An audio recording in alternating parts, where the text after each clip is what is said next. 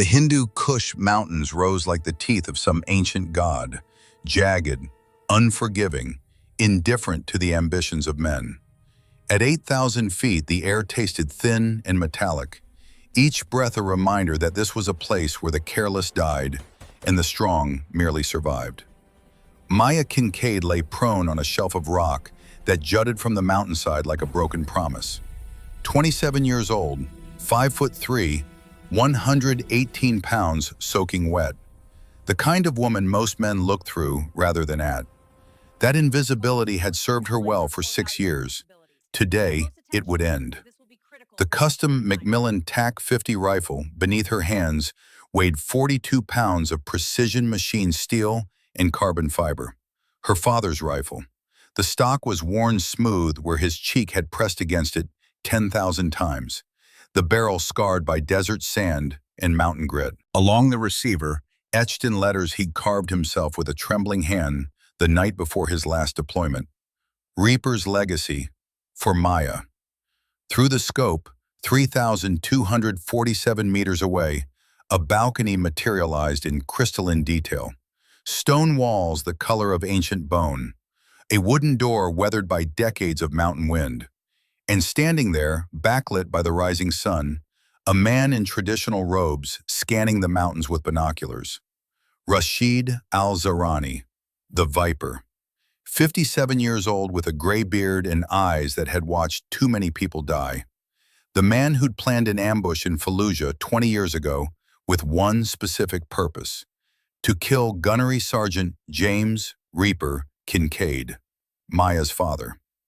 Beside her, Commander Garrett Iron lowered his spotting scope. 62 years old, 6'1", weathered by 4 decades of combat that had carved lines into his face like topographic maps of old wars. A scar bisected his left eyebrow. Souvenir from Ramadi, courtesy of shrapnel that should have killed him, but didn't, because Reaper Kincaid had made an impossible shot at 1,600 meters. Winds shifting, Garrett said, voice barely above a whisper. 12 miles per hour now, 3 o'clock. You've got maybe 8 seconds before he goes back inside. Maya's heart rate, elevated from the climb and the adrenaline, began to slow. 68 beats per minute. She controlled her breathing. 4-count inhale through the nose, pause, 6-count exhale through the mouth. 62 beats per minute, 58, 54. The mathematics flowed through her mind like water finding its level. 3,247 meters. Elevation angle -4.3 degrees. Temperature -2 Celsius, which meant muzzle velocity would drop approximately 32 feet per second from standard. Barometric pressure, 26.8 inches of mercury, added 4.1 minutes of angle. Wind, 12 miles per hour from 3 o'clock, required 8.8 minutes of angle right correction. Coriolis effect at this latitude added 0.8 minutes of angle right. Spin drift from the bullet's rotation added another 1.1. Total adjustment, 341.2 minutes of angle elevation, 9.1 minutes of angle windage. Her hands moved with the autonomy of 10 years of secret practice. 85 clicks up, 36 clicks right. Each click a quarter minute of angle. Each adjustment the difference between mission success and catastrophic failure. He's turning, Garrett whispered, urgent now. 6 seconds, Maya. 5. The crosshairs settled between Rashid al-Zahrani's shoulder blades. Maya found the space between heartbeats where the universe went still and silent, where time became elastic and breath became prayer. Her finger, feather light on the trigger, began to squeeze. The Macmillan TAC-50 roared, 50 caliber fury, 750 grains of copper-jacketed lead erupting from the barrel at 2,800 feet per second. Recoil slammed into Maya's shoulder with 36 foot-pounds of energy, enough to break bones if you weren't braced for it. She absorbed it, rode it, stayed on target through the scope, and watched. The bullet climbed through thin mountain air, arcing upward before gravity and physics conspired to pull it down. Wind pushed it right. The Earth's rotation tugged it further right, 4.2 seconds of flight time, an eternity compressed into a heartbeat. Through her scope, Maya watched Rashid al-Zahrani half-turn toward the door. Watched him take one step. Watched the bullet arrive. Impact. The 50 caliber round struck between his shoulder blades with 8,400 foot-pounds of kinetic energy. His body jerked forward like a puppet whose strings had been cut. He collapsed through the doorway and disappeared from view. Hit, Garrett said, voice tight with something that might have been awe. Confirmed hit. Target down. Maya chambered another round automatically, training overriding thought. Kept the scope on the empty balcony, watching for movement, watching for threats. Nothing. Confirmed kill, Garrett said quietly. Holy God, Maya. 3,247 meters. That's a world record. The compound below erupted into chaos. Fighters poured from buildings like disturbed ants. Alarm bells clanged. Voices shouted in Pashto and Arabic. The mountains absorbed the noise and threw it back as echoes. Time to move, Garrett said, already packing his spotting scope with professional speed. Security sweeps closing. 4 minutes to contact. But Maya couldn't move yet. She stared through the scope at that empty balcony where a man had stood 14 seconds ago, breathing and alive and dangerous. Now he was just meat and memory. The man who'd killed her father was dead. Justice delivered at 3,247 meters. She'd imagined this moment 1,000 times. Justice delivered. Her father avenged. But standing there with cordite still sharp in her nostrils and a dead man 3,000 meters away, Maya felt nothing. Just numbness, like someone had carved out the part of her that was supposed to feel vindication and left a void in its place. Maya, Garrett's hand on her shoulder, firm. We need to move, now. She nodded, packed the rifle with mechanical precision, forcing her hands steady through pure will. Not from fear, from the enormity of what she'd just done. From the knowledge that she'd crossed a line her father had crossed, and there was no going back. They ran. The Hindu Kush mountains, indifferent to human drama, watched as two figures sprinted across rock and scree, pursued by men with guns who didn't know they were chasing ghosts. Behind them, 3,247 meters of empty air between a dead man and the woman who'd killed him. Ahead, extraction and aftermath and all the questions Maya Kincaid wasn't ready to answer. But that was later. That was the weight she'd carry home. This was just the shot. The screen went black. White text appeared. 3 weeks earlier. Maya's workshop smelled like gun oil and metal shavings. She preferred it that way. Clean, honest, predictable. The scent reminded her of her father, though the memories came wrapped in pain she'd learned to ignore, like an old injury that only ached when the weather changed. At 27, she'd perfected the art of being overlooked. Standing 5'3" in her work boots, wearing oversized coveralls that hid her frame, she moved through Quantico Marine Base like a ghost, present but unnoticed, there but invisible. The Marines who brought their rifles for calibration saw a pretty face and dismissed the mind behind it. They called her Barbie with a Barrett when they thought she couldn't hear. She heard everything, had learned to catalog the insults, store them away, use them as fuel for the secret fire that burned in the hours after midnight when she drove 40 miles outside Alexandria to a private range where no one asked questions and no one knew her name. Maya ran her fingers along the barrel of an M40A3 sniper rifle, checking for imperfections with the precision of a surgeon examining a patient. The morning sun cut through the workshop's single window, illuminating dust particles that danced like stars in her private universe. Perfect bore, she murmured to herself, peering through the barrel toward the light. Zero throat erosion. This rifle's been babied. The door burst open without warning. Maya's hand instinctively moved toward the Sig Sauer P226 she kept hidden beneath her workbench, a habit from a life she pretended not to have lived. but she recognized the silhouette immediately. Colonel Frank Holloway filled the doorway like a monument to a war that never really ended. 68 years old, shoulders still carrying the weight of command, though he'd officially retired from the Marine Corps 5 years ago. Silver hair, military short, blue eyes sharp enough to cut glass, a silver star from his service pinned to a shadow box in his office, earned for actions he never discussed with people who hadn't been there. "Maya," he said, not a greeting, a statement. She straightened, wiping her hands on a rag that had seen cleaner days. "Colonel, you don't usually visit my workshop. This isn't a social call." Holloway stepped inside, closing the door behind him with deliberate care. The click of the latch sounded final, like a coffin lid. "I need you." Maya felt her stomach tighten.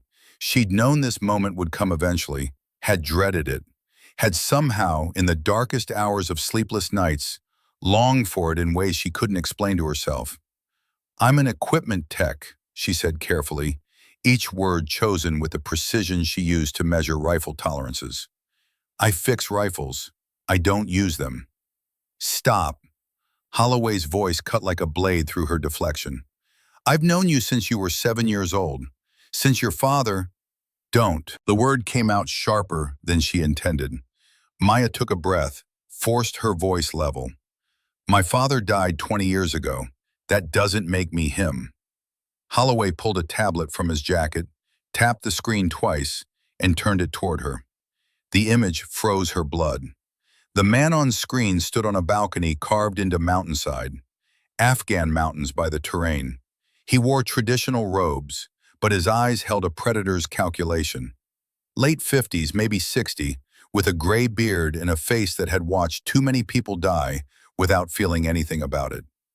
"Rashid al-Zahrani," Holloway said quietly. "They call him the Viper, Taliban commander, responsible for 17 attacks on U.S. forces in the last 3 years. 63 American soldiers dead, 38 wounded." Maya stared at the screen, her throat dry. "Why are you showing me this?" "Because 20 years ago, in November 2004, Rashid al-Zahrani planned an ambush in Fallujah." Holloway's voice dropped to barely above a whisper.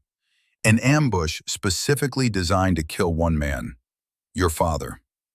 The workshop seemed to tilt. Maya gripped the edge of her workbench, knuckles white. "James Reaper Kincaid," Holloway continued. "Gunnery sergeant, scout sniper, the best I ever trained. Al-Zahrani knew Reaper was the greatest threat to his network, so he sacrificed 14 of his own men to set a trap. Your father identified it as a trap. Intel was too clean, setup too convenient." Holloway paused, and in that pause Maya heard all the things he wasn't saying. "He knew," Maya said. Her voice sounded distant, like it belonged to someone else. "And he went anyway." 40 Marines were pinned down 2 clicks away. They needed covering fire, needed time to retreat. Your father calculated the odds, made his assessment, and volunteered for Overwatch. Holloway's eyes held hers. He chose them over himself. Maya closed her eyes. Her father's face materialized in the darkness behind her eyelids. His gentle smile, his patient hands showing her how to breathe, how to squeeze a trigger between heartbeats, how to read wind in the dance of grass and leaves, teaching her things she'd pretended not to understand because she was 7 years old and didn't want to think about killing. "Why are you telling me this now?" "Because Rashid al-Zahrani is still alive, still killing American soldiers, and we finally found him." Holloway swiped the screen, showing satellite imagery of a compound nestled in Afghan mountains like a tumor in healthy tissue. "He appears twice a week, 14 seconds on a balcony. That's our window. Send a drone strike. Too many civilians in the compound, wrong optics, we need precision." Holloway looked at her with an intensity that made her want to run. "We need a sniper." Maya laughed, but the sound held no humor. It was the laugh of someone who'd just been told the universe had a sick sense of irony. The shot's over 3,000 meters in mountains with unpredictable wind. You have an entire Marine Corps full of snipers. Why? Because our primary is injured, training accident, shattered shoulder. Because this mission deploys in 72 hours. Holloway set the tablet on her workbench. And because the team lead is someone your father trained, Commander Garrett Iron, former SEAL, now military contractor. He was with your father in Fallujah. Reaper saved his life that day. The name hit like a fist. Maya had heard it before, in her father's letters. The ones she'd found after his death, written but never sent. Letters where Reaper spoke of his best student, a young SEAL with instinct that transcended training. What's my role? Her voice sounded hollow. Equipment specialist, officially. Backup sniper, unofficially. Holloway's eyes softened, the only crack in his armor. Maya, I've watched you practice at that range 40 miles outside Alexandria. I've known for 4 years what you do every night, what you are. Heat rushed to her face. Anger, shame, something else she couldn't name. You've been following me, protecting you, like I promised Reaper I would. Holloway leaned against the workbench. You inherited your father's gift, maybe exceeded it, but you've been hiding, living small, pretending to be less than you are. Why? Maya's hands trembled.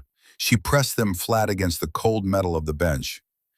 Because everyone who knew Reaper expects me to be him, to fill his boots, to carry his legacy. Her voice broke. I can't be him. I'm just Maya. You're wrong, Holloway straightened. You're not just Maya. You're the woman who shoots 1 MOA groups at 1,000 yards, who can read wind like your father read books, who has a gift that comes once in a generation. He picked up the tablet. And you're the only person who can kill the man who murdered Reaper. The workshop fell silent except for the distant sound of Marines training, their cadence calls drifting through walls like ghosts of wars past and wars to come. Maya looked at her hands, mechanic's hands, scarred from metal edges and hot rifle barrels, but steady, always steady. When do we leave? The conference room smelled like stale coffee and testosterone.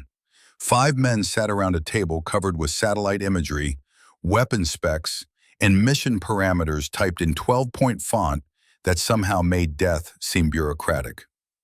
Maya stood in the doorway, still wearing her coveralls, feeling every eye turned toward her like searchlights. The man at the head of the table stood slowly. The scar on his left eyebrow caught the light as he assessed her in 3 seconds. Commander Garrett Iron. The photographs hadn't captured the intensity of his pale blue eyes, or the way he carried authority like other men carried weapons. Frank, Garrett said, not looking at Holloway. I asked for a sniper. This is a tech. This is Maya Kincaid. Holloway's voice carried the weight of non-negotiable fact.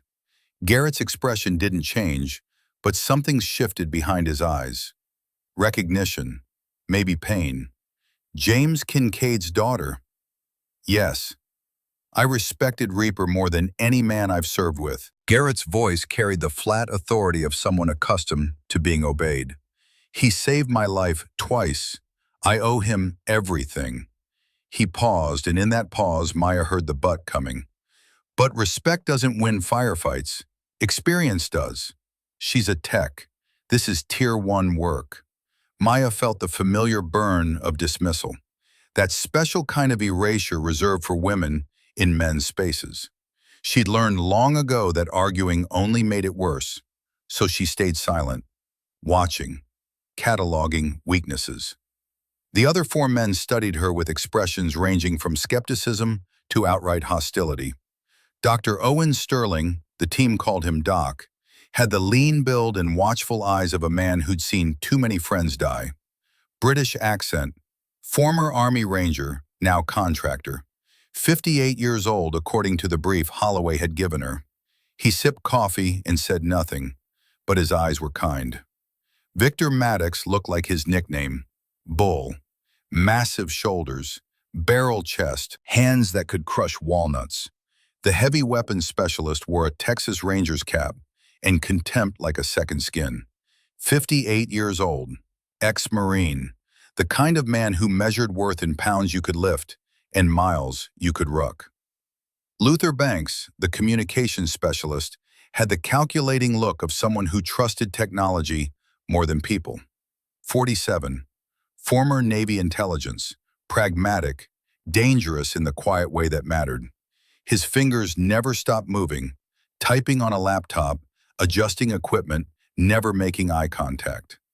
Jackson Hayes sat apart from the others, Bible open on the table beside mission documents.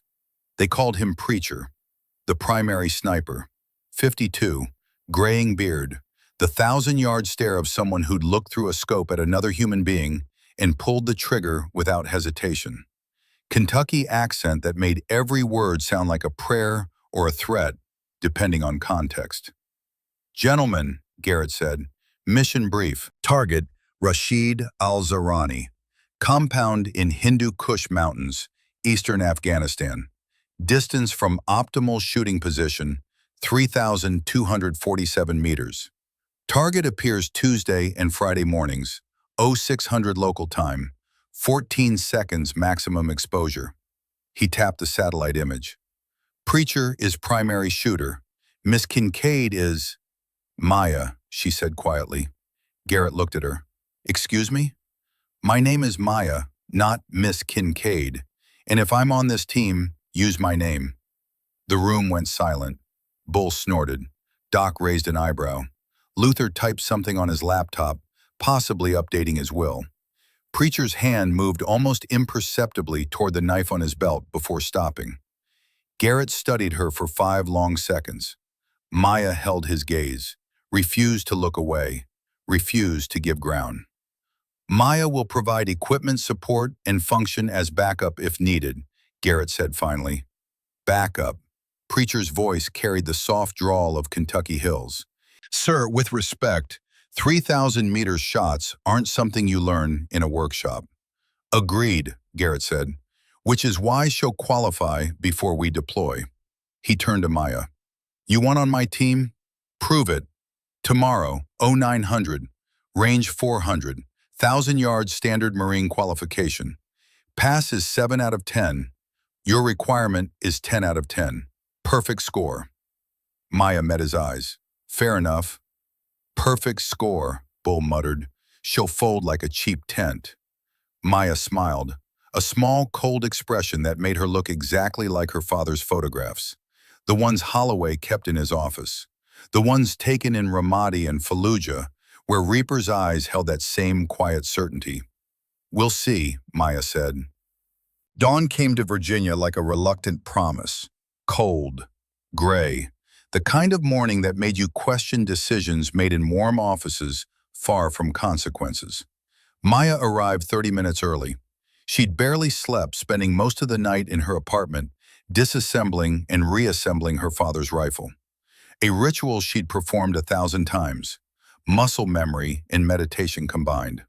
The range stretched before her like Judgment Day, 1,000 yards of Virginia soil, autumn grass brown from early frost, the distant target barely visible without magnification. Garrett's team assembled like pallbearers at a funeral. They brought coffee and thermoses and skepticism in their postures. Holloway stood apart, saying nothing, his faith in her either unshakable or cruelly misplaced. 8 Marine instructors gathered as well. Word had spread. The daughter of Reaper Kincaid was attempting qualification. They came to witness legacy or watch it crumble. Garrett checked his watch. "You're early." "Habit." Maya opened her rifle case slowly, deliberately. The Barrett M82A1 inside gleamed like a surgical instrument. Standard issue. Not her father's rifle. That stayed home. Too sacred for this particular kind of proving. She assembled the rifle with economical movements. Stock, barrel, scope, magazine. Each click and snap precise. No wasted motion. The weapon came together in her hands like a puzzle she'd solved 10,000 times in her sleep. The weather briefed itself. 18 miles per hour crosswind from 3 o'clock. Temperature 42 degrees Fahrenheit. Cold bore.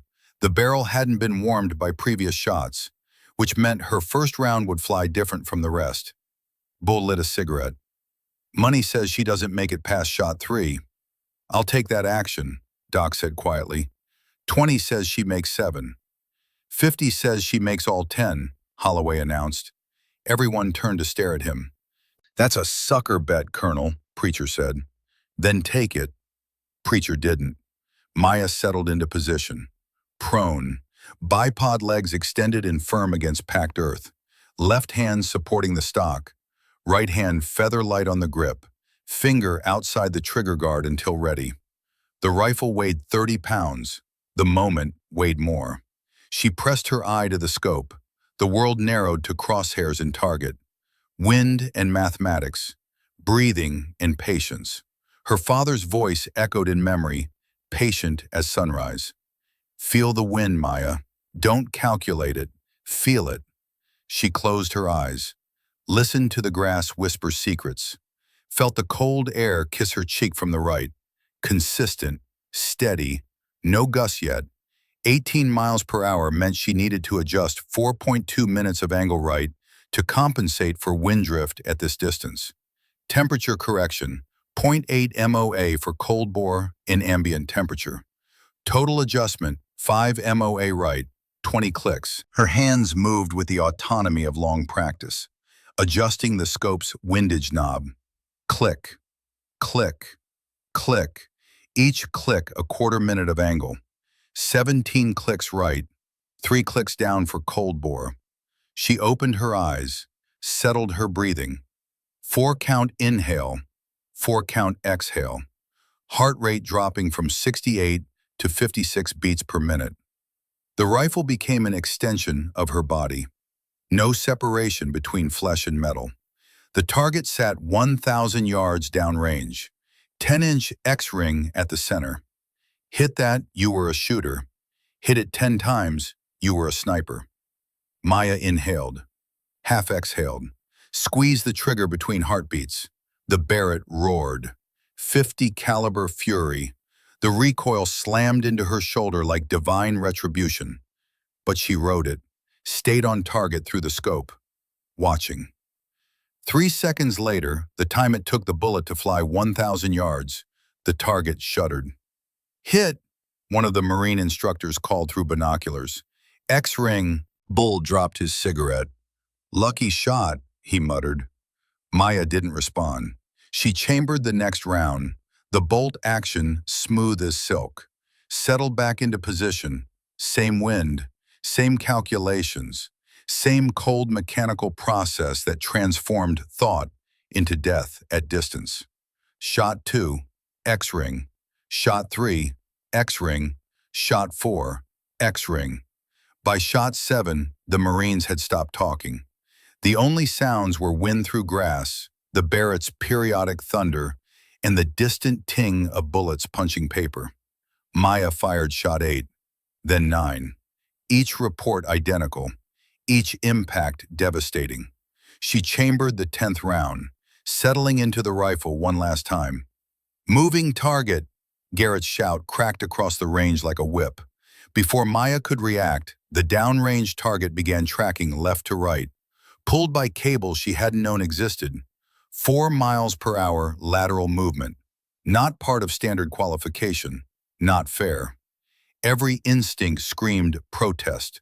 This wasn't the test, this was sabotage. But Maya's hands didn't listen to instinct, they listened to training. To 10 years of secret practice at that range outside Alexandria, where she deliberately made conditions impossible. Moving targets, wind, rain, snow, darkness. Her father's voice from one of his letters. When conditions are perfect, you're not training, you're just confirming what you already know. Maya tracked the target through her scope, calculated lead time. At 1,000 yards, a target moving 4 miles per hour needed 18 inches of lead to compensate for both target movement and bullet flight time. She shifted aim, led the target, breathing controlled, heart rate steady, Squeezed. The Barrett spoke its final judgment. 4 seconds of flight time felt like years. The bullet intercepted the target mid-movement, punching through the X-ring like destiny had always known exactly where that piece of copper-jacketed lead would end up. Hit! The Marine instructor's voice carried something that might have been awe. Dead center. Moving target. Maya safed the rifle and stood slowly. Her shoulder would bruise. 10 50 caliber rounds in rapid succession guaranteed that. But the pain felt distant, unimportant. She turned to face Garrett and his team. No one spoke. Garrett walked forward, boots crunching on gravel. He stopped 3 feet from her, close enough that she could see every line that combat had carved into his face. He looked at the Barrett in her hands. That's quite a toy for a technician. The words hung in the cold morning air, dismissive, sharp. Maya felt something ignite in her chest. Not anger, something colder, more precise. She looked up at him, 6 inches of height difference that suddenly meant nothing, and her voice came out level, hard, absolutely calm. You think that's a toy? She didn't blink, didn't look away. That's a Barrett 50 caliber. This rifle has more confirmed kills at extreme range than most snipers accumulate in entire careers. It's killed enemy combatants from distances you've never even attempted. She took 1 step closer, close enough to see his pupils dilate. And I'm not a technician, Commander. I'm James Kincaid's daughter, sir. The range fell into silence so complete that Maya could hear her own heartbeat. Still steady at 56 beats per minute, Garrett stared at her. The calculation happening behind his eyes was almost visible.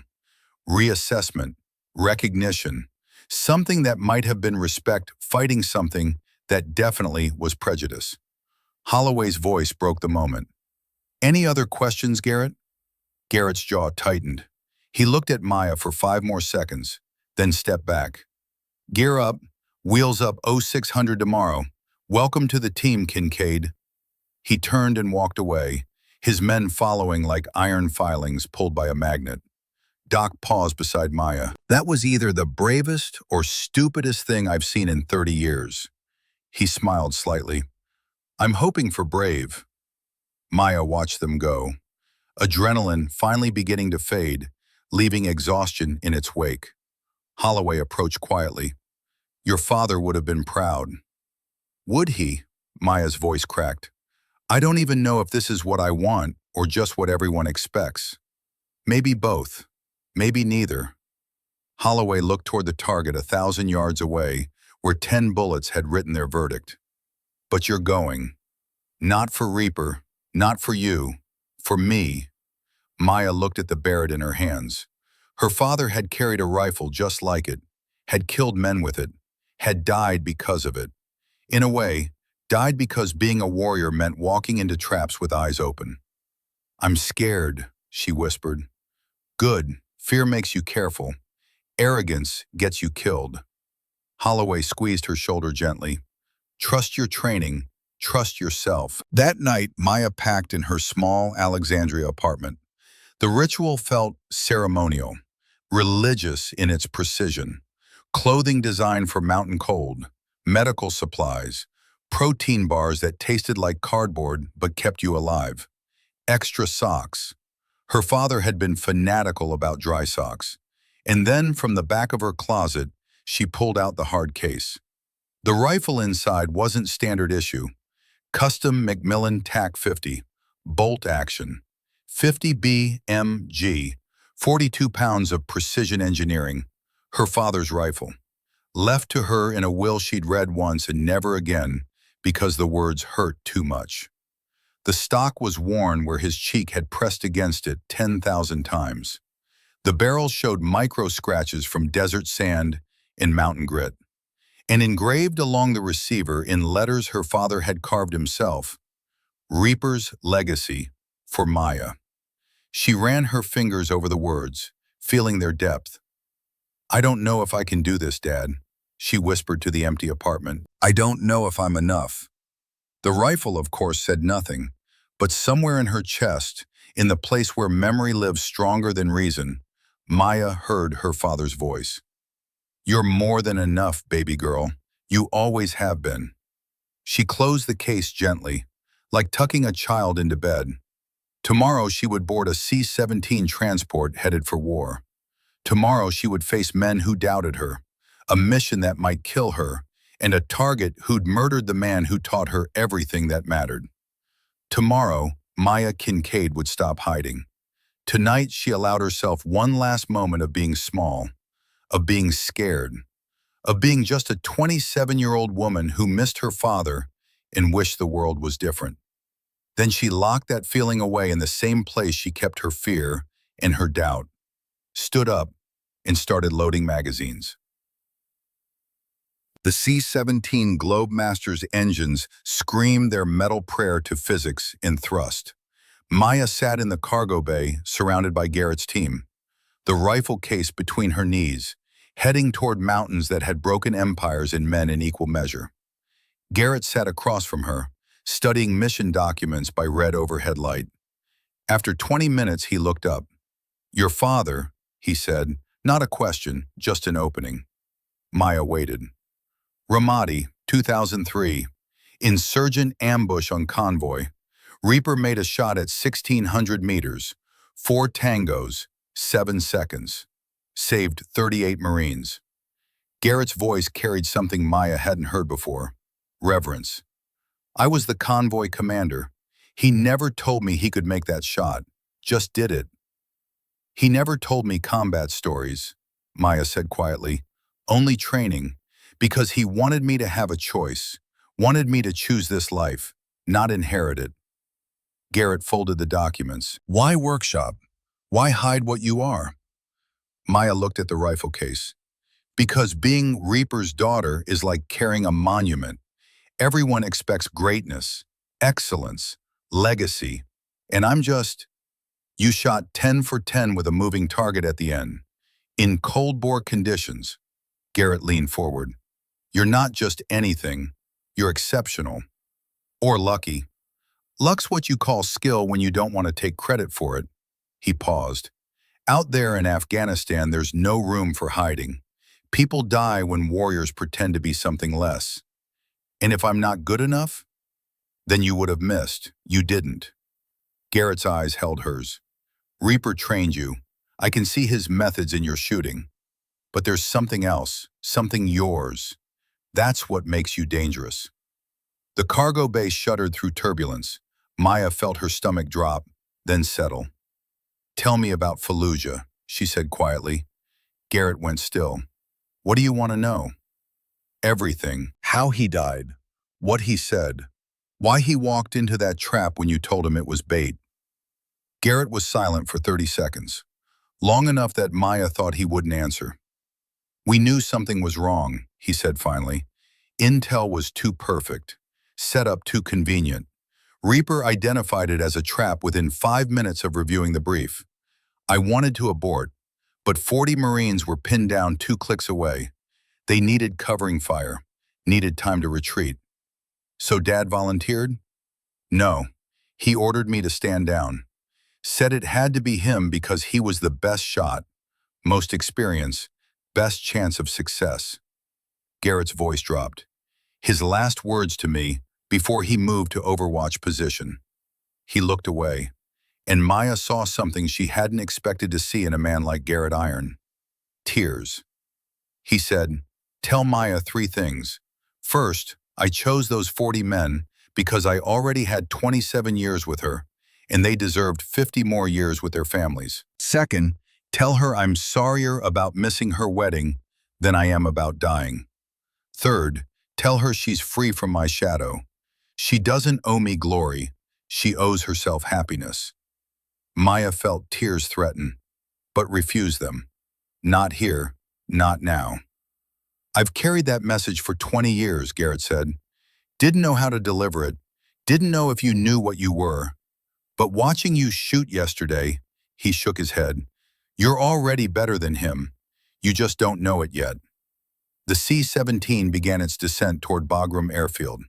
Maya felt the pressure change in her ears, the shift from journey to arrival. Commander, Garrett, he corrected. On this team, we use first names. Hierarchy matters less than trust. Garrett, when we're in position, if the shot comes to me instead of Preacher, will you trust me? Garrett looked at her for a long time. The kind of look that weighs souls and measures worth. Ask me again when we're on target. Which wasn't yes. But it wasn't no either. The plane touched down hard, tires screaming against runway, and Maya Kincaid arrived in Afghanistan carrying her father's rifle and a legacy she'd spent 20 years running from. But running, she was beginning to understand, only worked until the moment you turned around and faced what was chasing you. And Maya was done running. The Chinook helicopter descended through Afghan airspace like a falling stone. Through the open door, Maya watched the Hindu Kush rise to meet them. Mountains older than memory, indifferent to the ambitions of empires that had tried and failed to conquer them. The Soviets had bled here, the British before them. Now Americans brought their technology and their certainty to these ancient peaks, convinced they would somehow be different. The helicopter touched down at Firebase Phoenix in a storm of rotor wash and dust. Maya stepped off the ramp into cold that bit through her tactical gear and found her bones. -5°C, wind at 12 miles per hour, gusting to 18. The kind of cold that made metal stick to skin, that turned breath to ice crystals, that killed careless soldiers in their sleep. 8,000 feet elevation. The air tasted thin and metallic, each breath a conscious effort. Maya felt her lungs burn with the effort of extracting oxygen from atmosphere that didn't want to give it up. "Welcome to Hell's waiting room," Bull said, shouldering his pack. 240 pounds of Texas attitude and skepticism. "Frost gets in your weapon up here. You better hope that fancy rifle of yours doesn't jam when it matters." Maya said nothing. She'd already done the calculations. At this altitude and temperature, her bullet's ballistic coefficient would change. Less air resistance meant flatter trajectory, but also more wind drift. The cold would affect powder burn rate, reducing muzzle velocity by approximately 30 feet per second. These were the kinds of details that separated good snipers from dead ones. Firebase Phoenix clung to the mountainside like a barnacle to a ship's hull. Desperate, stubborn, refusing to be dislodged. Sandbags and HESCO barriers and concertina wire transformed geology into military geometry. Young Marines moved with the exhausted purpose of men who'd been at war too long. The Firebase commander, a Marine captain who looked 12 years old and exhausted beyond his years, briefed them in a plywood hut that smelled like diesel fuel and desperation. "Target compound is here." He tapped a satellite image blown up to poster size. 8 kilometers northwest. Elevation 9,200 feet. Intel confirms Al-Zarani maintains primary residence. Appears on eastern balcony Tuesday and Friday mornings, 0600 local. Approximately 14 seconds. Approximately, Preacher leaned forward, his Kentucky drawl sharpening with professional interest. 12 to 16 seconds. Variable. He's not setting a timer. "What's security?" Garrett asked. 30 to 40 fighters. Patrols are predictable. They sweep the perimeter every 4 hours. Your infiltration window is 2200 tonight. Next patrol is 0200 tomorrow. Maya studied the compound through the grainy satellite resolution. 3 buildings arranged in a U-shape. The eastern balcony jutted from the main structure like an afterthought, maybe 6 feet wide, 30 feet above ground level. No cover, no concealment. Anyone standing there for 14 seconds was either stupid or confident. Rashid Al-Zarani was not stupid. Optimal shooting position. Garrett's finger traced the map. Here, ridge designated Echo 7, 3,247 meters from target balcony. Maya's mind converted instantly. 2 miles plus another 135 feet.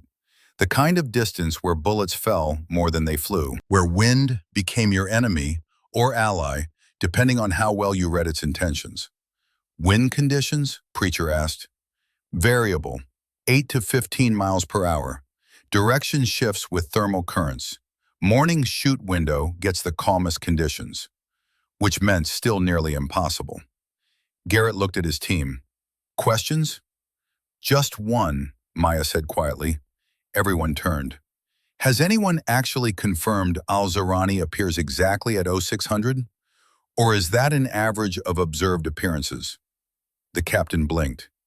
Intel report says 0600. That's not what I asked. Silence stretched. The captain shuffled papers, found a different document. Observations over 6 months. Appearances range from 0553 to 0609.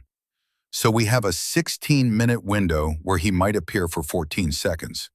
Maya looked at Garrett. That changes timing calculations for security avoidance. Garrett's expression didn't change, but something behind his eyes shifted. Recognition, maybe reassessment. Good catch. We adjust patrol timing based on 0550 window. They departed Firebase Phoenix at 2200 hours under a moonless sky. The Hindu Kush swallowed them like Jonah into the whale. Dark, absolute, transformative. Maya carried 104 pounds, 62-pound ruck, 42-pound Macmillan TAC 50. Her own body weight was 118 pounds. The math was simple and brutal. She was carrying 88% of her body weight across 18 kilometers of mountain terrain, climbing 1,200 feet in elevation, in temperatures that would kill exposed skin in minutes. Bull set the pace. Fast, aggressive, testing. Maya understood the game. Prove you can't keep up. Prove you don't belong. She'd seen this dance before in 100 small ways throughout her life. Doors held closed. Opportunities withheld. Respect conditioned on meeting standards no one else had to meet. So she kept pace, controlled her breathing. 4 counts in through the nose, 6 counts out through the mouth. Oxygenation maximized. Heart rate steady at 118 beats per minute. High, but sustainable. The mountains unfolded in shades of darkness. Rock and scree and patches of snow that glowed faintly in starlight. The team moved in tactical column, 30 feet between each operator, weapons ready, eyes scanning. Doc dropped back beside Maya after the first hour. Even in the darkness, she could feel his assessment. You holding up? Yes, sir. That pack is heavy. I know, I'm fine.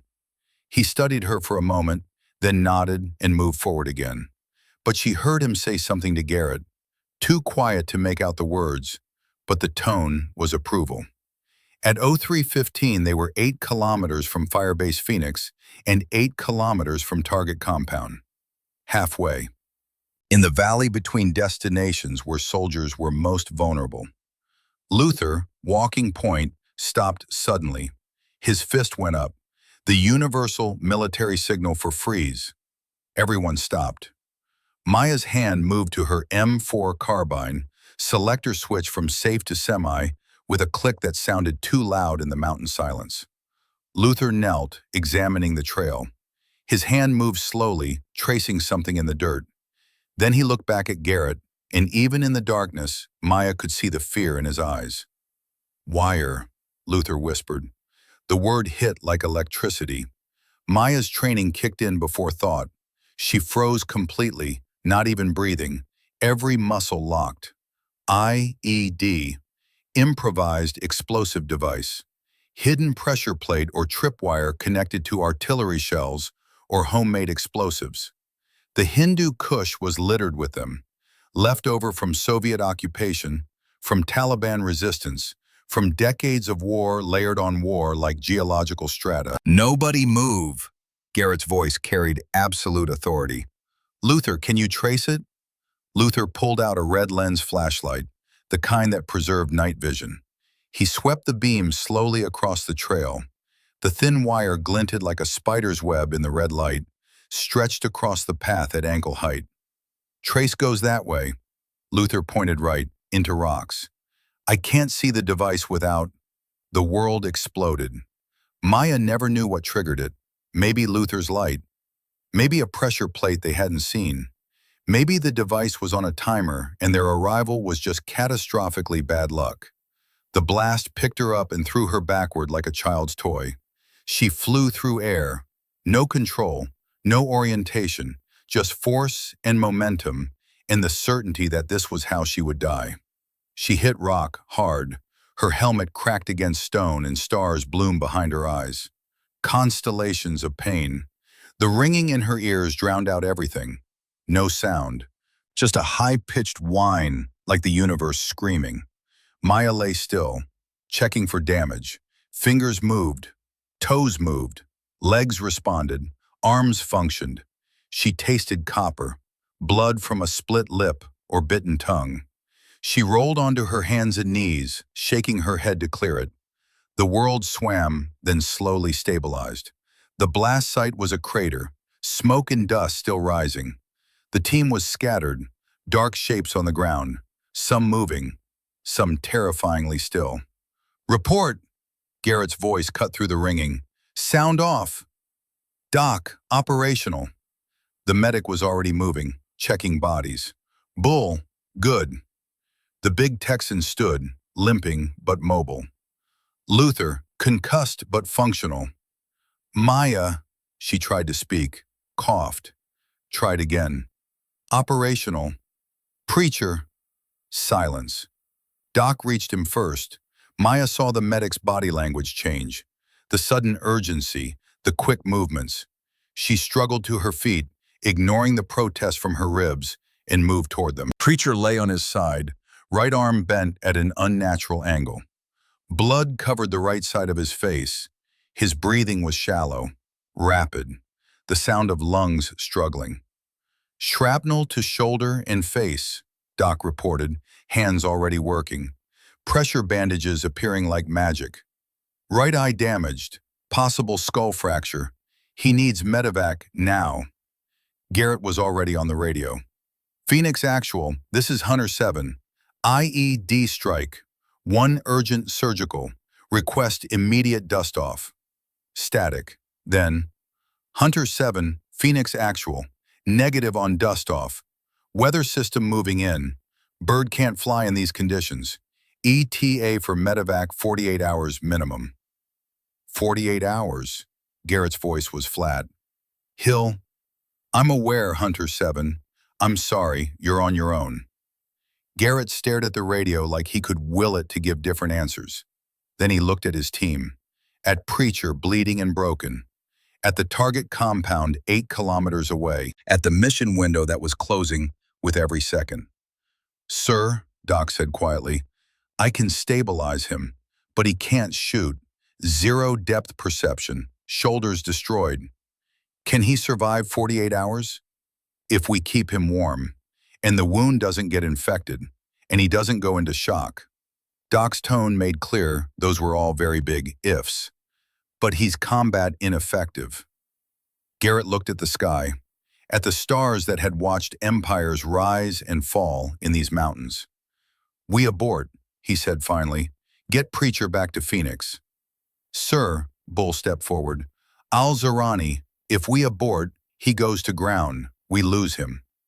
I'm not sacrificing the mission for one man. We always bring our people home, always." "With respect," Luther said, "what if there's another option?" Everyone looked at him. Maya. The name hung in the thin mountain air, heavy with implications. Garrett turned to her slowly. In the red glow of chemical light sticks Doc had cracked for medical work, his face looked carved from granite. "No. Sir, she qualified perfect. She's got the skill. She's got 1,000-yard qual. This is 3,000 meters in mountains with variable wind. It's not the same thing. Neither is letting Al-Zarani walk away." Bull's voice was rough. "Sir, I was wrong about her. Completely wrong. But she made that shot yesterday. Moving target, cold bore. She's capable."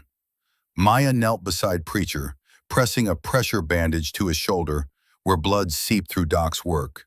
The fabric turned warm and wet under her hands. She looked at the injured sniper's face, peaceful despite the damage, like he was sleeping.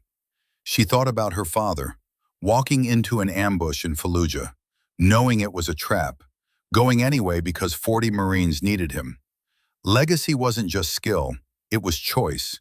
The choice to stand when standing was hard, to shoot when the shot was impossible, to be more than just Reaper's daughter, to be someone who made decisions that mattered. Maya stood slowly, looked at Garrett. I can make the shot. You don't know what you're saying.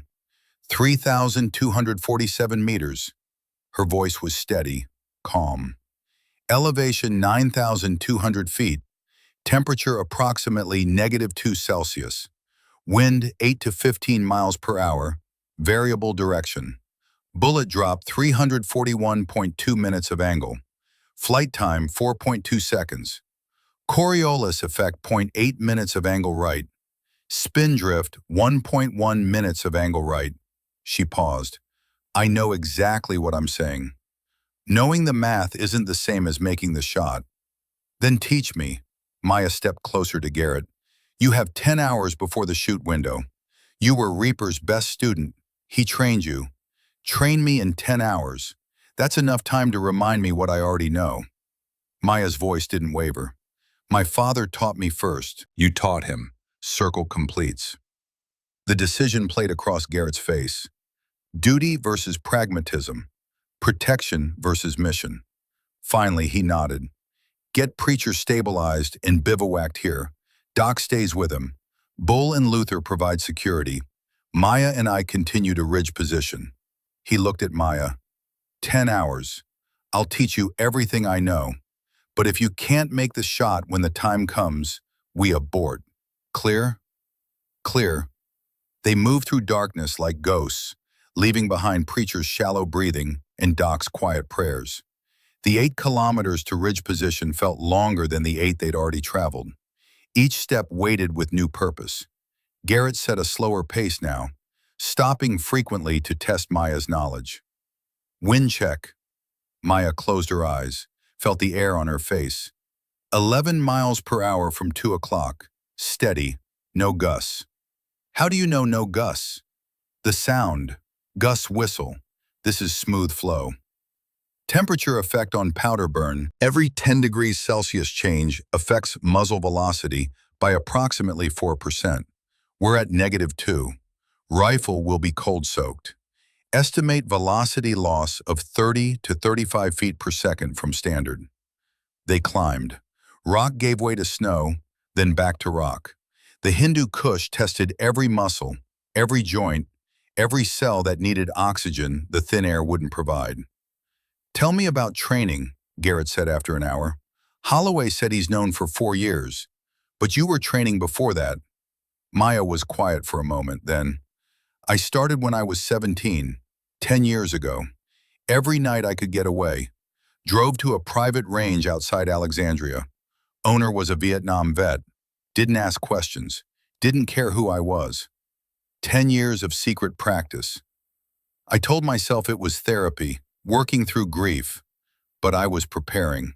She paused. Part of me always knew this moment would come, that I'd have to choose. Be Reaper's daughter or be Maya. Turns out I'm both. Your father would understand that. Would he? I spent 20 years resenting him for dying, for choosing those Marines over me, for leaving me alone. Maya's voice cracked. And now I'm doing the same thing, choosing the mission over safety, over sense.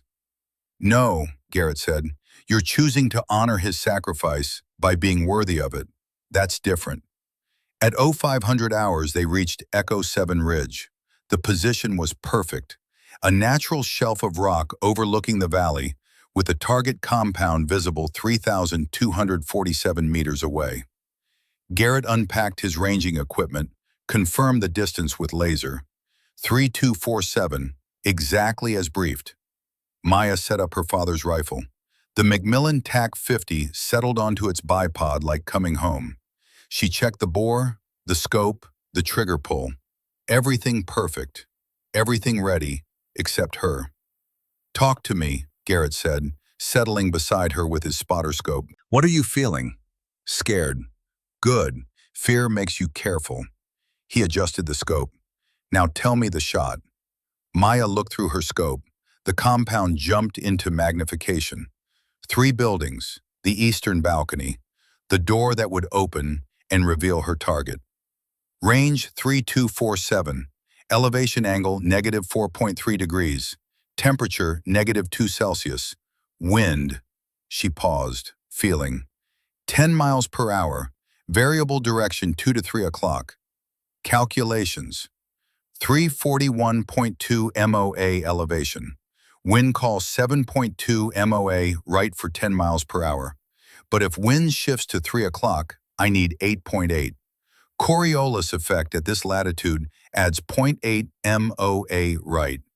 Temperature effect, -1.1 MOA elevation. She closed her eyes, the math flowing like music. Total adjustments, 341.2 MOA up, 9.1 MOA right, adjustable if wind changes. You memorized all that. My father taught me to see numbers like colors. This isn't math, it's just knowing. Garrett was silent for a moment. He taught you well, better than he taught me. They waited as the sky shifted from black to gray, that liminal space before dawn when the world held its breath.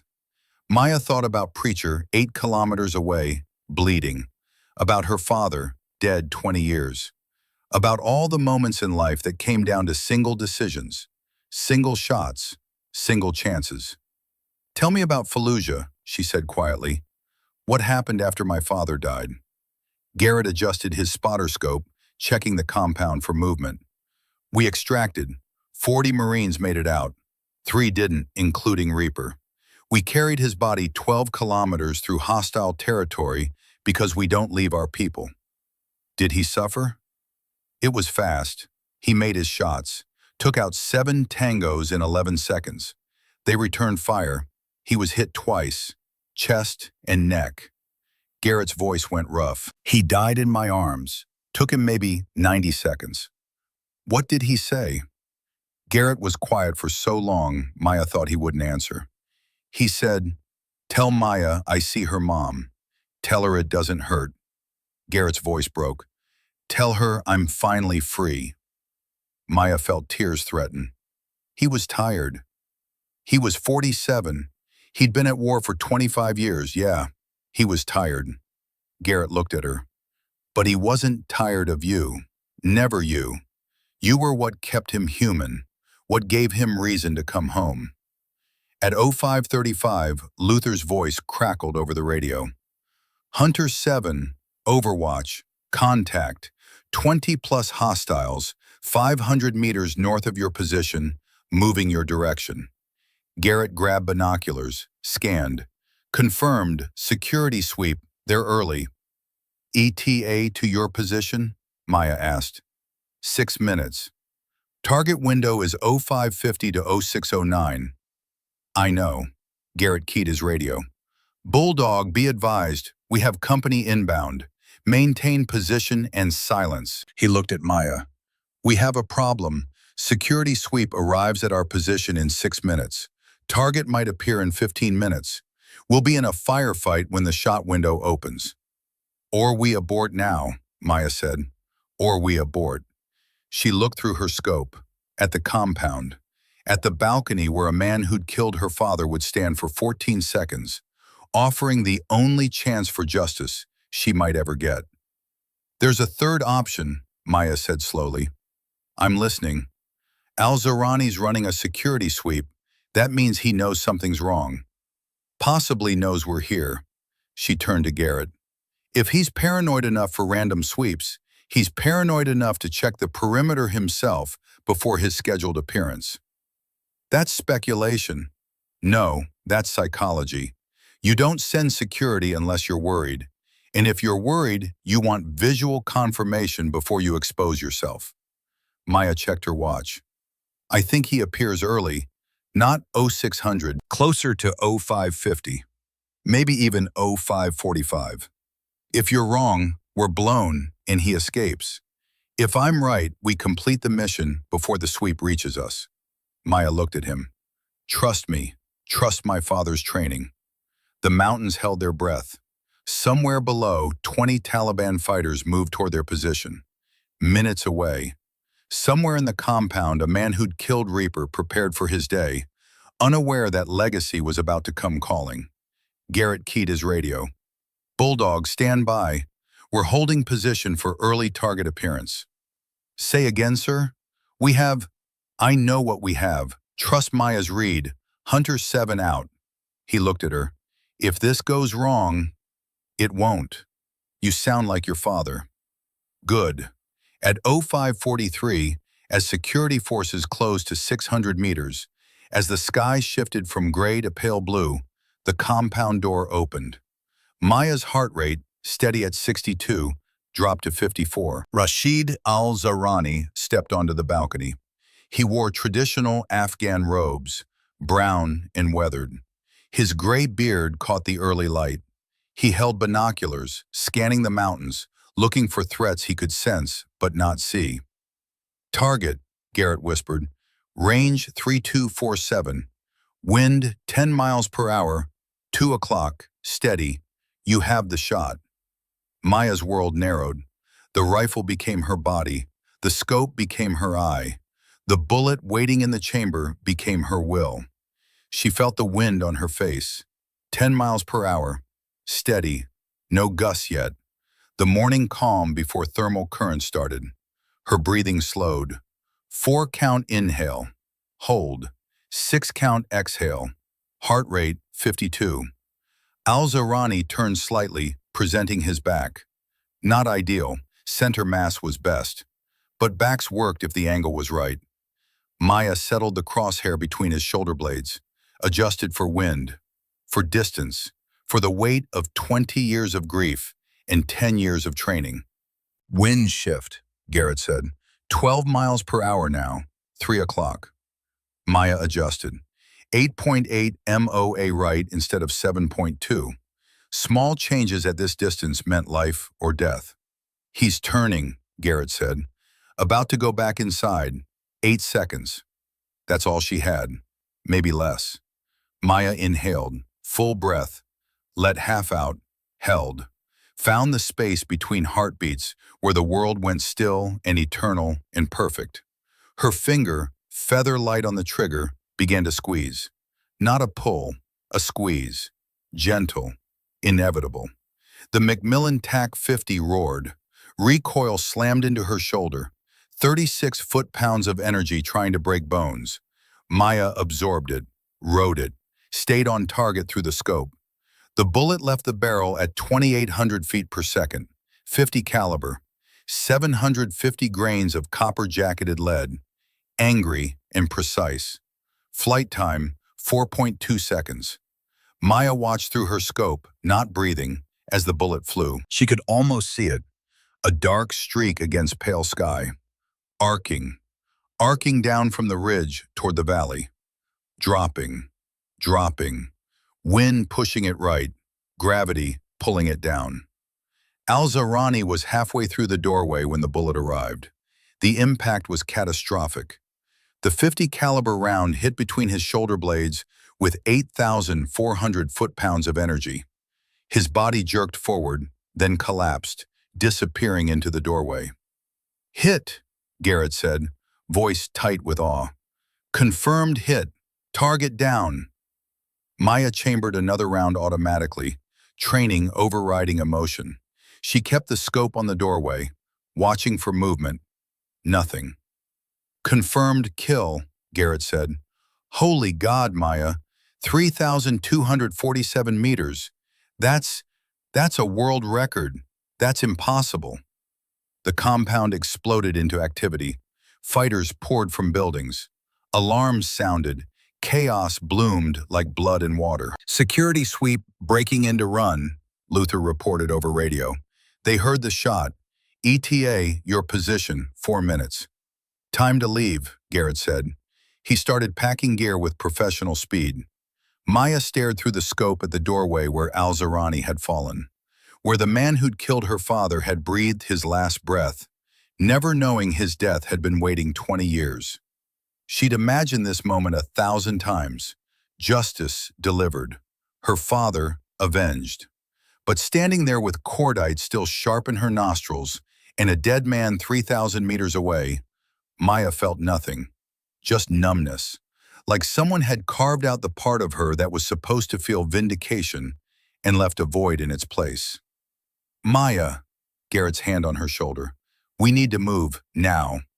She nodded, packed the rifle with mechanical precision, forcing her hands steady through pure will. From the enormity of what she'd just done, from the knowledge that she'd crossed a line her father had crossed, and there was no going back. They ran. The Hindu Kush mountains, indifferent to human drama, watched as two figures sprinted across rock and scree, pursued by men with guns who didn't know they were chasing ghosts. Behind them, 2,400 meters of ground between ridge and rendezvous point. A fighting retreat that would test everything they had. Maya transitioned to her M4 carbine, covering sectors while Garrett called coordinates for artillery support. She dropped 8 Taliban fighters during the 42-minute retreat, controlled bursts at ranges between 200 and 400 meters. Faces she could see. Men who dropped and didn't rise. 9 kills total today. 9 men who'd woken up that morning not knowing it was their last. A grazing round caught her left shoulder. The impact spun her sideways. Hot pain bloomed, but she kept moving, kept fighting, kept living, because that's what warriors did. By the time the Black Hawk extracted them, Maya had crossed into a place her father had been. A place where you carried the weight of death you'd caused and learned to keep walking anyway. She'd become what everyone said she would be. She just wasn't sure she wanted to be it anymore. The Black Hawk carved through Afghan sky like a bullet through flesh. Fast, violent, purposeful. Maya sat pressed against the vibrating hull, her shoulder throbbing where a Taliban round had kissed flesh, her hands still trembling with adrenaline that refused to fade. 9 men dead because Maya Kincaid had pulled triggers. Her hands wouldn't stop shaking. Garrett sat beside her, his face streaked with dust and dried blood from a grazing wound across his cheek. He'd barely spoken since they'd loaded onto the helicopter. Just checked his team methodically, counted heads, confirmed everyone was breathing. Now he looked at Maya.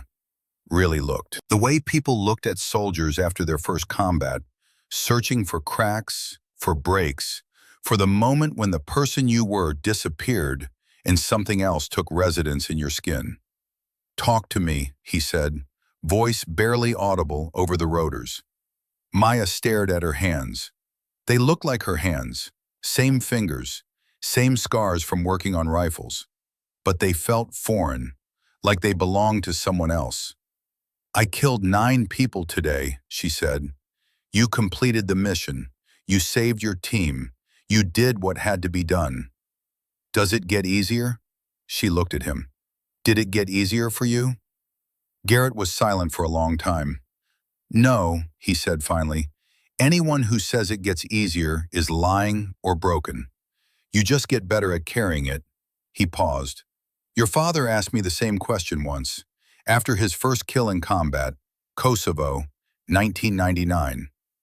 What did you tell him?" "I told him the day it stops bothering you is the day you need to stop pulling triggers." Garrett leaned back against the hull. "You're not a killer, Maya. You're a warrior. There's a difference. Warriors do hard things because someone has to. Killers do hard things because they want to." Maya closed her eyes. Behind her eyelids, she saw Al-Zarani's body jerk from the bullet impact, saw the 8 other men drop during the retreat, saw their faces frozen in that final moment between living and not. "I don't feel like a warrior. I feel like I'm drowning." "Then drown. Let it wash over you. Don't fight it." Garrett's voice held hard-won wisdom. The ones who fight it, who try to pretend they're fine, they're the ones who break later. Feel everything now, process it, then pack it away somewhere safe. The helicopter banked hard, beginning its descent toward Bagram airfield. Through the open door, Maya could see the sprawling base. Acres of tents and buildings and aircraft, a small American city carved into hostile territory. She thought about her father. 25 years of this. 25 years of carrying the weight of men he'd killed, men who deserved it, and men who'd just been in the wrong place. 25 years of coming home and pretending to be normal while the ghosts lived in his eyes. No wonder he'd walked into that trap. No wonder he'd been tired. Maya understood now, finally understood. Her father hadn't died because he was a hero. He died because he was exhausted. Because after 25 years of war, the idea of saving 40 Marines and finding peace was better than surviving and carrying the weight for another 25 years. The Black Hawk touched down. Medical personnel swarmed, but Preacher was already gone, medevaced during their extraction. The rest of them stood on the tarmac, suddenly purposeless, the adrenaline crash hitting like a physical weight. "Debrief in 4 hours," Garrett said. "Get food, get clean, get some rest if you can." But Maya knew she wouldn't sleep, couldn't sleep, not with 9 faces still fresh in her memory, not with the hollow feeling in her chest where certainty used to be. She'd made the impossible shot, broken a world record, killed a man who'd killed her father, and she felt nothing but empty. The debrief took place in a secure room deep inside Bagram's intelligence section, windowless, soundproof, the kind of room where classified operations were discussed and uncomfortable truths were filed away under layers of bureaucracy and need-to-know restrictions. 3 men sat across the table from Maya and Garrett, 2 CIA officers in civilian clothes that somehow made them more obviously government than any uniform could. 1 Army colonel with a Special Operations Command patch and eyes that cataloged everything, forgot nothing, and judged with the cold precision of a machine built for assessment. "Commander Iron," the colonel said, voice flat and professional, "walk me through the mission." Garrett's report was crisp, professional, delivered without emotion like he was describing a training exercise rather than an operation where men had died. He detailed the infiltration, the IED blast, Preacher's injuries, the decision to continue with Maya as primary shooter. He described the shot with technical precision: range, wind, environmental conditions. Result: 3,247 meters, one of the CIA officers said. He looked at Maya with the kind of intensity that made her skin crawl. "That's beyond the current record by approximately 328 meters. He consulted a tablet. "Previous record was Carlos Hathcock at 2,500 yards. Yours is 3,247 meters, 2 miles and change." He looked up. "You made this shot, Miss Kincaid?" "Yes, sir. Under combat stress, with hostile forces closing on your position." "Yes, sir." The 3 men exchanged glances. Some unspoken communication passed between them that Maya couldn't read but didn't like. "This stays classified," the colonel said finally. His voice carried the weight of absolute authority. "For Miss Kincaid's protection and operational security. No official record, no public acknowledgement, no recognition. The shot never happened. Understood?" "Understood," Garrett said. Maya nodded. Part of her felt relief. She didn't want recognition, didn't want to be famous for killing, didn't want her face on the news with some headline about Reaper's daughter breaking records. The CIA officer opened a folder, slid documents across the table with the careful precision of someone handling evidence. "We recovered intelligence from Al-Zarani's compound, communications logs, planning documents, correspondence dating back 20 years. He paused, and in that pause, Maya felt the universe shift. The 2004 Fallujah ambush was a trap planned specifically to kill Reaper Kincaid. Al-Zarani spent 6 months setting it up, sacrificed 14 of his own fighters to make it credible. Your father identified it as a trap within minutes of receiving the brief. He knew, and he went anyway." The officer pushed a document toward Maya. Official military transcript. Radio communications. November 12, 2004. 14:37 hours local time. Her father's voice, preserved in official type. Actual, this is Reaper. Requesting permission for Overwatch position, grid November, Echo 7-2. Reaper, actual. Negative. Intel suggests possible ambush. Recommend abort an RTB. Actual, Reaper. Copy ambush assessment. But Falcon platoon needs extraction cover. 40 Marines. 2 clicks out. Under heavy fire. They need time. Reaper, we can call air support. You don't need to. Actual, it's a choice, sir. My choice. I'm the best shot. I've got the angle. I can take enough of them to give Falcon their window. Pause. 10 seconds of silence preserved forever in the official record. Sir, tell my daughter something for me. Tell Maya 3 things.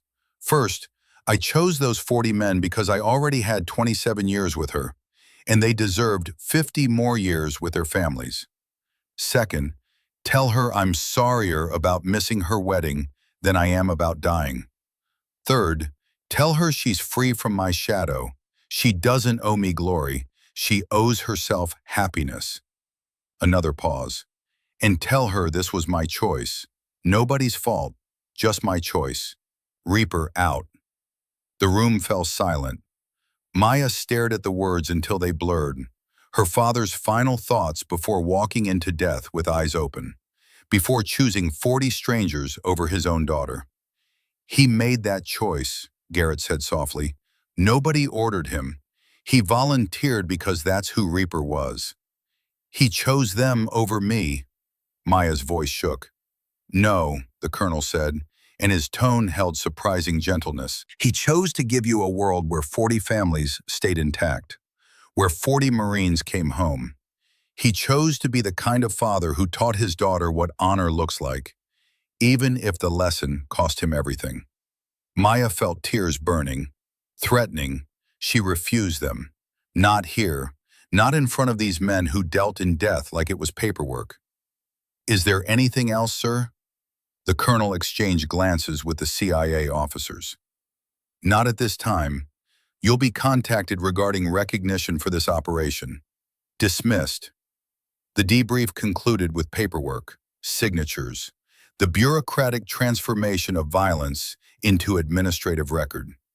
By the time Maya walked out of the secure room, the Afghan sun was setting, painting the Hindu Kush mountains in shades of orange and red that looked like the mountains were bleeding. Garrett walked with her across the base. They didn't speak. Sometimes silence was the only language that fit. At the transient quarters, Garrett paused. You did good today. Better than good. Exceptional. I don't feel exceptional. I feel hollow. That's normal. First kills always feel that way. He studied her. Your father felt the same way. He told me once that the weight gets lighter, not because you stop caring, but because you learn to balance it with the good you do, the lives you save, the missions you complete, the evil you stop from spreading. Did it work? Did he find that balance? He found it in you. Garrett's voice was quiet. Every letter he wrote, every story he told about you, every time he mentioned your name, that was his balance.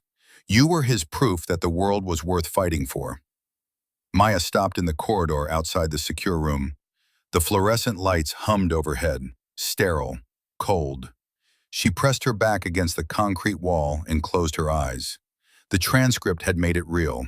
Her father's voice, preserved in military shorthand. His choice, documented in official record. Not a story anymore, not a memory softened by time. Just the hard truth that James Reaper Kincaid had chosen 40 strangers over his own daughter. And now she'd done the same thing. Chosen the mission over safety. Chosen preacher's life over her own peace. Chosen to become exactly what her father had been. The weight of it pressed down like atmospheric pressure at altitude. Heavy, inescapable. Maya, Garrett's voice, quiet. He'd followed her out. You did what he couldn't. What? You made the shot and lived. You came home. That's the difference. She opened her eyes. Is it enough? Ask me in 20 years. He squeezed her shoulder gently, then walked away, leaving Maya standing in the gathering darkness, trying to figure out if she was strong enough to carry what her father had left her. The flight home was a blur. Cargo planes and commercial airlines and airports where no one looked twice at the small woman who changed the course of a war in 14 seconds of impossible precision. 6 weeks passed. September became October. Maya returned to Quantico, to her workshop, to the familiar smell of gun oil and metal shavings. But it felt different now.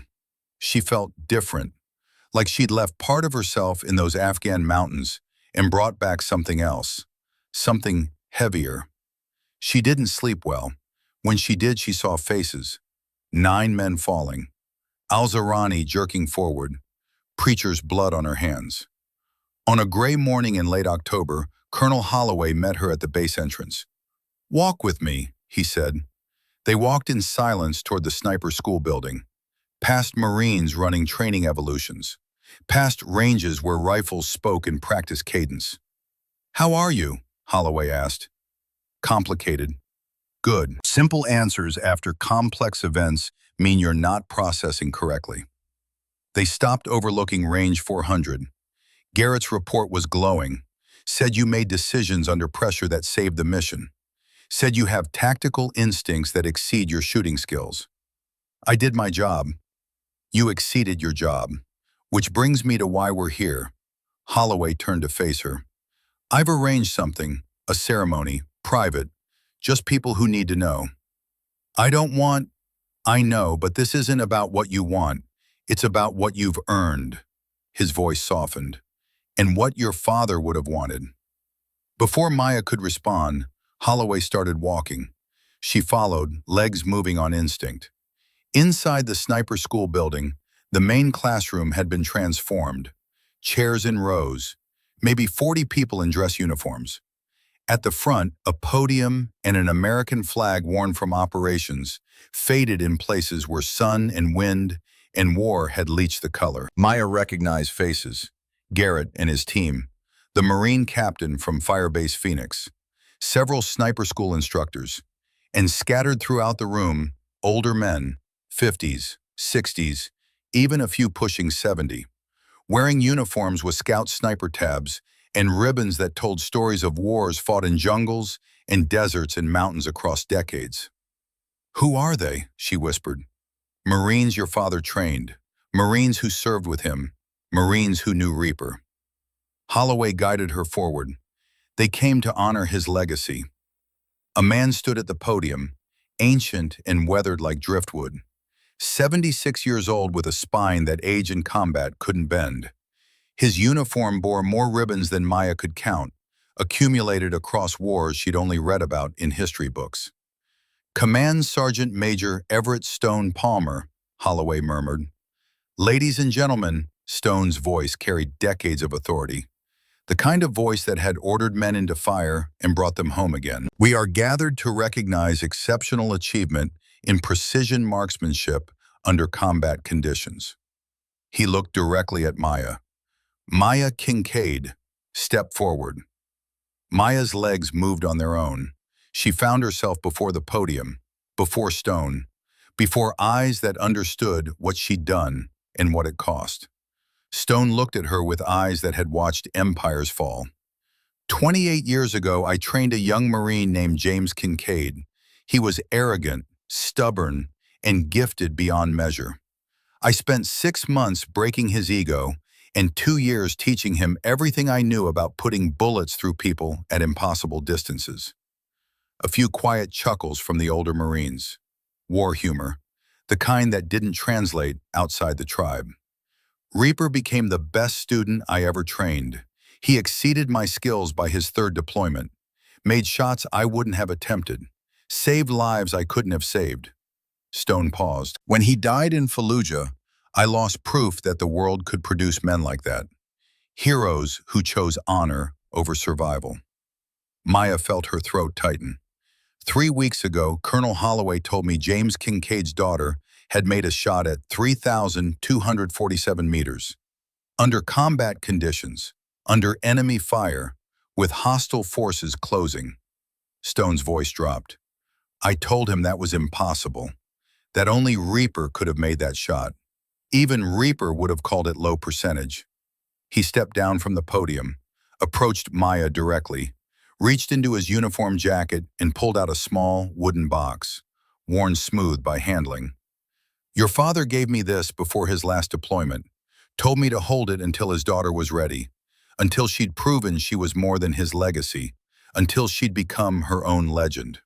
Stone opened the box.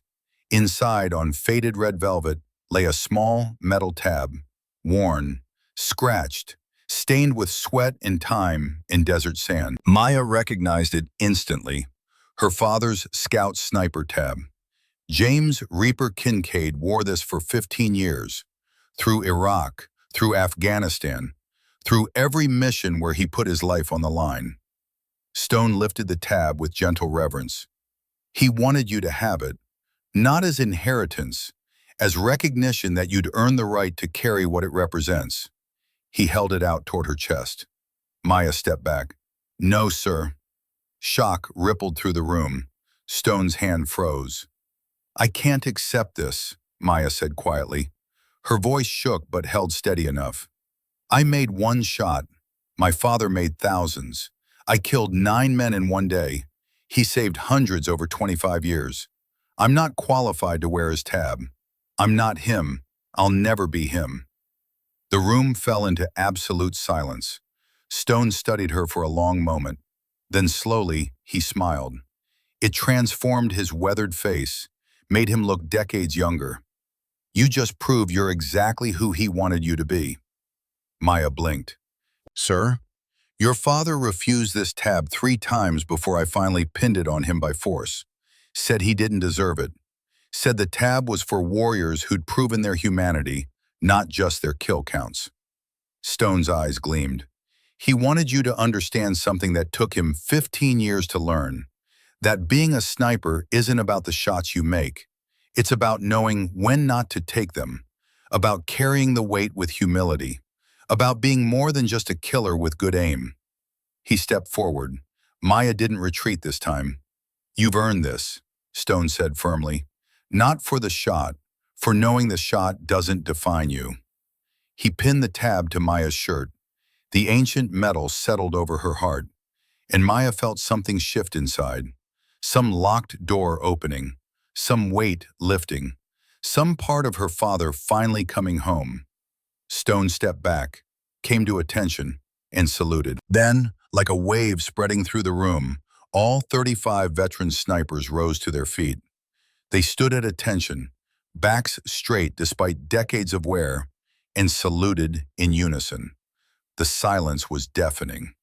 These men who'd fought in Korea, in the Cold War, in Desert Storm, in Fallujah and Kandahar, stood as one to honor Reaper's daughter. Stone's voice rang out. To Reaper, and to his daughter who's better than him. To Reaper's daughter, the room echoed. Applause erupted, not polite, real. From people who understood what that tab meant, what that shot represented, what it cost to do hard things in dark places for people who would never know your name. Maya couldn't hold the tears anymore. They came like a dam breaking. 20 years of grief and fear and doubt finally resolving into something she could carry, something that didn't crush her under its weight. Stone hugged her. This ancient warrior pulled her close in an embrace that felt like being wrapped in history itself. In the collective experience of every sniper who'd ever looked through a scope and chosen to pull the trigger for something bigger than themselves. He loved you more than life, Stone whispered. Never doubt that. This is just confirmation of what Reaper always knew, that you were stronger than him, better than him, because you understand what he took 15 years to learn. The ceremony continued. Garrett told the mission story with clinical precision, but his voice broke when he described Maya's tactical prediction about Al-Zarani appearing early. Bull stood slowly, his Texas Rangers cap in his hands. His voice, usually loud and brash, came out quiet, almost broken. I was wrong, he said. Completely, utterly wrong. I judged her by her size, her gender, her age, figured she'd fold under pressure, Figured Daddy's rifle was all she had going for her. He paused, jaw working. But up there in those mountains, when Preacher went down and we had 6 minutes before hostiles overran our position, she didn't fold. She stepped up, made a call I wouldn't have made, predicted al-Zarani would appear early based on psychology, not intel. And she was right. Bull's voice cracked. She made a shot I've seen maybe 3 men attempt in 30 years. And she made it under fire. Wounded, exhausted. She saved all our lives. And I owe her an apology I'll never be able to fully pay. He looked at Maya. Ma'am, you're not just the best operator I've served with. You're the best I've ever seen. Period. Doc spoke about Maya's refusal of pain medication after being shot, about how she'd kept fighting even wounded, about how she'd held pressure on Preacher's wounds with hands that didn't shake, even though she must have been terrified. Then the older Marines shared stories about Reaper, stories Maya had never heard. About her father as a young Marine, cocky and scared in equal measure. About impossible shots he'd made in Ramadi and Fallujah and a dozen other places whose names she didn't recognize. About a warrior who'd made killing look easy, but who'd cried after accidentally shooting a civilian in crossfire. About a man who remained humble through it all, who taught younger Marines that the rifle was just a tool, and the real weapon was the mind behind it. By the time it concluded, Maya was emotionally exhausted, barely standing. Her legs felt like water, her chest hurt from crying. But it was a good hurt, a clean hurt, the kind of pain that came from lancing an old wound and letting the poison drain. Holloway approached as the room emptied. There's more. 3 things. I don't know if I can. Job offers. He pulled out folders. First, instructor position. Quantico. $190,000 annually. They want you teaching the next generation everything Reaper taught you. He opened the second folder. Marine Corps consultant. Part-time. $165,000. You'd work with active duty Marines. Advisory role. Training development. Doctrine refinement. Third folder. Garrett's company. Partnership. Equal profit share. Base of $275,000 plus. But it means field work. It means more missions. More shots. More nights where you can't sleep because you see their faces. Maya stared at the folders. 3 different futures. 3 different versions of herself. I can't decide right now. You don't have to decide now. Holloway squeezed her shoulder. But know this, your father's legacy continues with you. How you carry it forward is your choice. Not his, not mine, yours. That night, Maya sat alone in her Alexandria apartment, staring at the wooden box Stone had given her along with the job offers. Inside, beneath the folders, she found something she'd never seen. A sealed envelope, yellowed with age, her father's handwriting. For Maya. Open when you've made your choice. Her hands trembled. This was it. His final message. Not the radio transcript, not the stories other people told. This was James Reaper Kincaid talking directly to his daughter across 20 years of death and silence. Maya broke the seal. Inside, a single sheet covered in her father's precise handwriting. My dearest Maya, if you're reading this, I'm gone. I'm sorry. Sorry I won't see you graduate, won't walk you down the aisle, won't meet your children, won't grow old watching you become the woman I know you'll be. But most of all, I'm sorry if you think you have to become me. That's the opposite of what I want. You probably think I wanted you to be a soldier, a sniper, another Reaper carrying forward some legacy. You're wrong. I trained you because I saw a gift greater than mine. Natural ability surpassing anything I could teach. I wanted you to have the option to use it if you chose. But Maya, hear me clearly. You don't owe me anything. Not continuation of my career, not vengeance, not becoming a warrior because your father was one.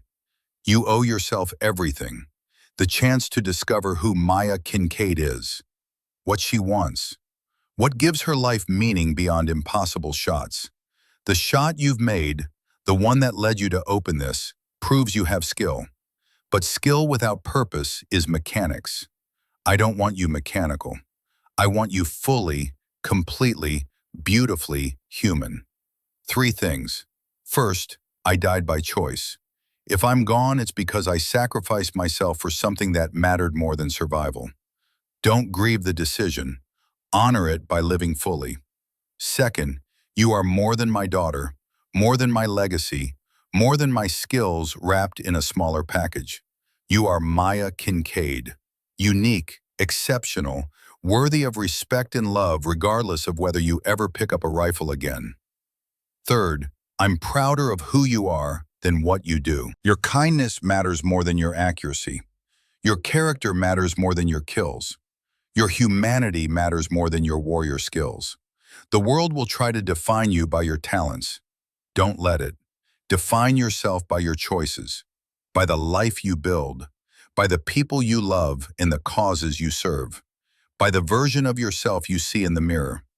Be better than me, Maya, not just as a shooter, as a human being, as someone who uses violence only when necessary and chooses peace whenever possible, as someone who teaches as much as she fights, as someone who builds as much as she destroys. You don't need to prove anything to anyone, not to the Marines, not to the world, not even to me. You proved everything I needed the first time you smiled at me as a baby. Everything else is footnotes. Live fully, fight when you must, teach always, love deeply, and know that wherever I am, whatever comes after, I'm watching you with pride so profound it would break me if I wasn't already so completely filled with joy at having been your father. Shoot straight, shoot true, my beautiful daughter, and when you're done shooting, put down the rifle and dance. All my love forever and always, Dad, Reaper. Maya read the letter 3 times, then a 4th. Each reading uncovered new layers, new permissions, new freedoms. Her father hadn't wanted her to become him. He'd wanted her to become herself. And Maya, sitting with tears streaming and a smile breaking through like sunrise through storm, finally understood. She was Maya Kincaid, instructor, operator, warrior, teacher, Reaper's daughter, and her own person, capable of impossible shots and choosing not to take them. Strong enough to kill and wise enough to know when killing wasn't the answer. She didn't have to choose between teaching and operating, between peace and war, between being her father's legacy and being herself. She could be all of it, everything, the full, complicated, beautiful reality of a human being who contained multitudes. The next morning, Maya drove to Quantico early. The range was empty, morning fog still burning off. She unpacked her father's TAC-50, set it up on the 1,000-yard line, loaded 3 rounds with careful reverence.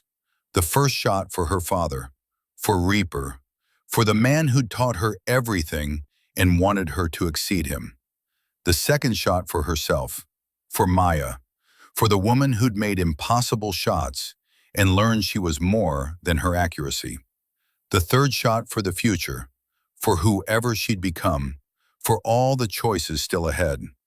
3 shots, 3 perfect hits, 1.6 inches at 1,000 yards, better than her qualification day. Maya safed the rifle and stood, looked at the Virginia hills. They weren't as dramatic as the Hindu Kush, but they held their own beauty, their own promise. A vehicle approached, Garrett's truck. He got out, walked over with 2 cups of coffee steaming in the cold air. "Practicing?" he asked, handing her a cup. "Remembering. Good memories. The best ones." Maya sipped. The coffee was terrible, but warm and present and real. "I've decided about the jobs. And I'll take the instructor position, and I'll consult with your firm, twice a year, maximum, but I'm done being a full-time operator." Garrett smiled. "Your father would approve." "I'm not doing this for him. I'm doing it for me." She looked at him. "My father wanted me better than him. I think that means being more complete, more human.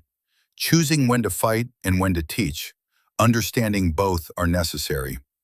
That sounds like wisdom. It sounds like finally being free. Garrett raised his cup in salute. To freedom, then, and to choices. They stood in comfortable silence, watching the morning sun burn off the fog. Two warriors, different generations, different paths, united by understanding what it meant to carry rifles and responsibilities in equal measure. "Ready to go?" Garrett asked finally. "Where to?" "Breakfast. Then you've got your first instructor class at 1000. 12 Marines who think they know everything about shooting." Maya smiled. A real smile. The first one in 6 weeks that didn't feel like she was forcing it. "Perfect. I'm going to teach them what Reaper taught me, that the hardest shot isn't the longest one. It's knowing when not to take the shot at all." They walked to their vehicles. Maya glanced in the rearview mirror as she drove away, saw the targets disappearing, saw her father's rifle case secured in the back seat, saw her reflection, tired eyes, coffee-stained smile, scout sniper tab visible over her heart. She looked like someone who'd found what most people search for and never find. She looked like someone who'd made peace with legacy and choice, with being extraordinary and being human, with carrying her father's memory while building her own future. She looked, Maya thought, like herself, and that was enough. That was more than enough. That was everything. 6 months later, Maya stood before her first graduating class at Quantico. 12 Marines who'd arrived cocky and left humble. One of them, a young woman from Idaho, had just qualified with a perfect score at 1,500 meters. Preacher's shoulder had healed. Not perfectly, but enough. He taught advanced fieldcraft now, working alongside Maya. His right eye was glass, but his left could still read wind better than most. Bull sent postcards from Texas. Short messages. "Told my daughter about you. She wants to be a Marine now. Your fault." Doc retired to Ireland, sent photos of sheep and green hills. "Much quieter than Bagram. Miss it sometimes. Miss you all." Luther ran comms for Garrett's company. Still didn't make eye contact. Still kept everyone alive. And Garrett? He visited twice a year. Brought terrible coffee. Listened to Maya talk about her students. Never asked if she regretted her choice. She didn't. Some nights Maya still saw faces. 9 men falling. Al-Zarani jerking forward. But she also saw 12 Marines graduating. 20 more in the next class. Hundreds over the years to come. Her father had saved 40 Marines in one day. Maya would save thousands over a lifetime. One lesson at a time. That, she'd finally understood, was legacy. Maya Kincaid had made the impossible shot, broken a world record, killed the man who'd killed her father, and learned that being extraordinary didn't mean being consumed by violence. It meant having the wisdom to choose when violence was necessary and the courage to choose peace whenever possible. She was Reaper's daughter. She was her own person.